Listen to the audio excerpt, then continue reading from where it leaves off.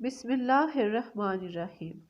السلام علیکم میری بہنوں اور بھائیوں، آپ کو دا اسلامک ورلڈ میں خوش آمدید اور آپ کا دا اسلامک ورلڈ دیکھنے کا بہت بہت شکریہ۔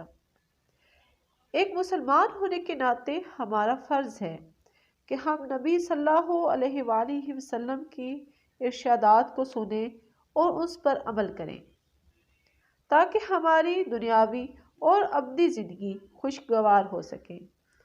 آج میں آپ سے نبی صلی اللہ علیہ وآلہ وسلم کے چند ارشادات شیئر کروں گی۔ حضرت محمد صلی اللہ علیہ وآلہ وسلم نے فرمایا، وہ شخص بے دین ہے جس میں ایمانداری نہیں۔ بہترین لوگ وہ ہیں جو اچھے اخلاق کے مالک ہیں۔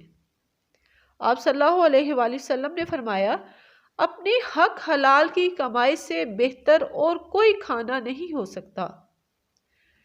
خاموشی بہت بڑی حکمت ہے۔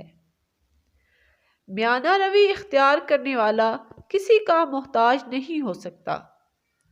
آپ صلی اللہ علیہ وآلہ وسلم نے فرمایا، منافق کی 3 نشانیاں ہیں: جب بولے تو جھوٹ بولے، وعدہ کرے تو پورا نہ کرے، امانت میں خیانت کرے۔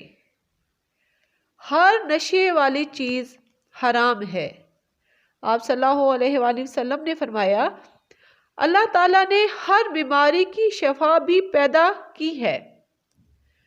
دنیا میں اس طرح رہو گویا پردیسی ہو یا راہ چلتے۔ ایمان اور بخل ایک جگہ اکٹھے نہیں رہ سکتے۔ وہ ذلیل ہوا جس نے بڑھاپے میں اپنے والدین کو پایا اور ان کی خدمت کر کے جنت نہ پائی۔